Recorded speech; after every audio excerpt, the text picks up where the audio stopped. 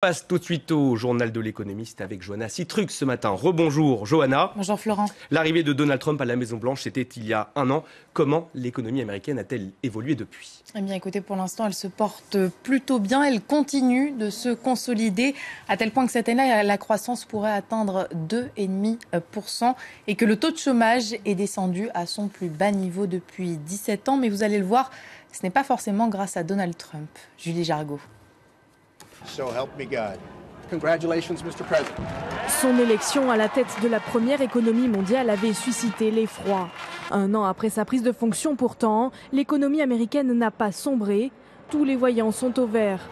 Le taux de chômage est descendu à 4,1% et la croissance a atteint 2,4%. Des résultats dont le président américain se félicite. The unemployment rate. Le taux de chômage est à son plus bas en 18 ans. J'en suis très fier parce que je n'ai jamais cessé de le répéter. Qu'est-ce qu'on a à perdre ? Le chômage des Afro-Américains est à son plus bas niveau jamais enregistré. Des chiffres qui, selon Donald Trump, pourraient devenir encore meilleurs grâce à sa réforme fiscale qui intègre notamment une baisse massive des impôts pour les sociétés. Mais en réalité, les États-Unis ont surtout tiré profit de la bonne santé de l'économie mondiale. En 2017, la croissance a été portée par les investissements des entreprises et la hausse des exportations.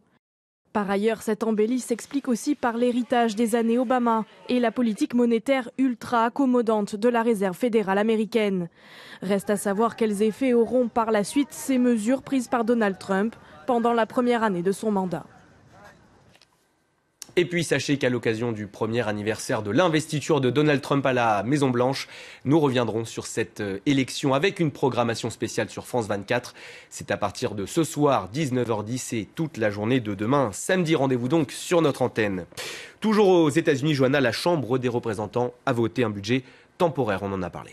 Il s'agit d'une extension jusqu'au 16 février prochain, à condition toutefois que le Sénat vote également ce texte. Sinon, à partir de samedi, ce sera le shutdown, autrement dit la fermeture des administrations fédérales, car elles fonctionnent grâce aux crédits qui lui sont accordés. Et sans accord au Congrès, pas de crédit. Pas de crédit, pas d'administration. Et pas d'administration signifie pas de travail pour des centaines de milliers de personnes aux États-Unis.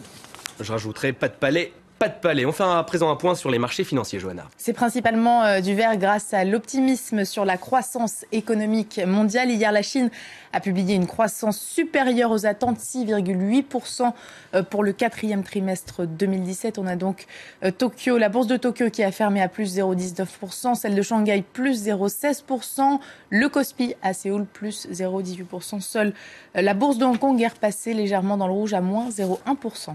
Allez, direction à présent la Tunisie pour le Fonds monétaire international. Pas question d'imposer des mesures d'austérité au pays. Ou plutôt des mesures supplémentaires, car pour faire baisser son déficit, le gouvernement a déjà récemment augmenté la fiscalité avec cette fameuse loi de finances 2018 qui a entraîné de vives manifestations la semaine dernière, on s'en souvient. Pour le FMI qui prête de l'argent à la Tunisie et a donc son mot à dire, il vaut mieux mettre en place des réformes socialement équilibrées que plus d'austérité. Écoutez. Nous avons conscience, bien sûr, de la frustration du peuple tunisien dont les aspirations économiques demeurent insatisfaites. Ils veulent la croissance et l'équité. Nous ne voulons pas d'austérité. Nous voulons des réformes bien conçues, bien appliquées et équilibrées sur le plan social. C'est dans cet effort que nous avons essayé et continuons d'aider le gouvernement tunisien. L'actualité en France à présent, Johanna, où depuis le début du mois, les partenaires sociaux discutent de la réforme de l'assurance chômage. Mais cela pourrait coûter bien très cher. Et ça pourrait coûter très cher si, comme le souhaite Emmanuel Macron, les démissionnaires, eux aussi, reçoivent des indemnités. Selon l'UNEDIC, qui gère l'assurance chômage en France, le montant de la facture pourrait atteindre 1 milliard d'euros pour des droits limités à une durée de 8 mois seulement. Des chiffres que syndicats et patronat considèrent comme irréalistes. Allez, pour terminer ce journal de l'économie, on parle religion. À Paris, une église a décidé d'innover. Il s'agit de l'église Saint-François de Molitor dans le 16e arrondissement. Elle est partie du constat suivant. Lors de la quête, les fidèles sont de moins en moins généreux. Et souvent, c'est parce qu'ils n'ont pas de monnaie. Elle a donc décidé d'utiliser un panier connecté pour permettre les paiements par carte bancaire et surtout les paiements sans contact. Donc même pas besoin de taper son code de carte bleue. Ça ne prend que quelques secondes et ainsi, elle espère voir ses dons augmenter. Sachez qu'une église, lapsus, l'a déjà fait en Suède. C'était le journal de l'économie présenté ce matin par Johanna Citruc. Merci beaucoup.